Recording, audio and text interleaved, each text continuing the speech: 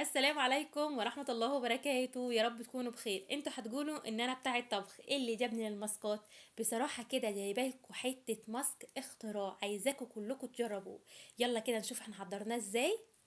بسم الله الرحمن الرحيم. اول حاجه هنا معايا ربع كوبايه من ميه من الحنفيه.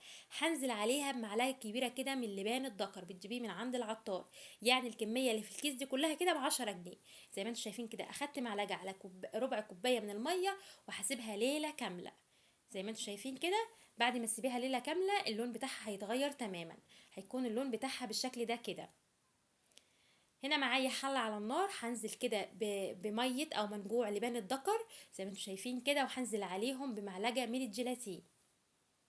معلقة واحدة بس من الجيلاتين، وهضيف عليهم كمان معلقة من القهوة العادية، اي نوع قهوة. زي ما انتم شايفين كده، يعني انا نزلت بربع كوباية من منجوع لبان الذكر، ونزلت بمعلقة من الجيلاتين، ونزلت بمعلقة من القهوة. هقلبهم، بس انا عايزة كله يدوب مع بعضه، والقوام بيكون بالشكل ده، ما بياخدوش بالظبط دقيقتين على النار واقل كمان.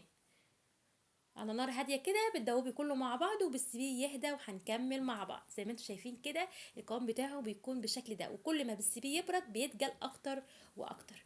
بتحطيه بقى على بشرتك وهو بارد، وبتسيبيه ما ينشف تماما. انا متاكده لو جربت الماسك ده والله لا تدعي لي من حلاوته. بحوش الرؤوس السوداء، بحوش اي تسبغات في الوش، بيفتح المسام، بيرجع بشرتك زي بشرة البيبي بالظبط.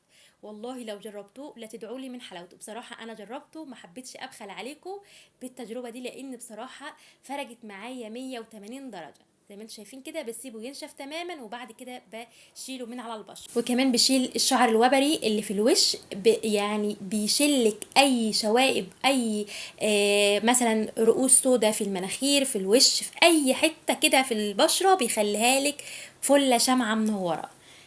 ما تبخليش عليا باللايك، وكمان الاشتراك، وكمان الكومنت الحلو. انا متاكده لو جربتيه من حلاوته مش هتبطلي تعمليه، يعني ممكن تعمليه مره واحده بس في الشهر. زي ما انتم شايفين انا بصراحه كان نفسي كده الكاميرا توضح البذور السوداء اللي طالعه في الماسك، بس مش قادره اوضحها بصراحه، مش عارفه اوضحها ازاي. بس جربوه، انا متاكده لو جربتوه هيفرق معاكم جدا. اوعى تنسوا تحط اللايك. والسلام عليكم ورحمه الله وبركاته.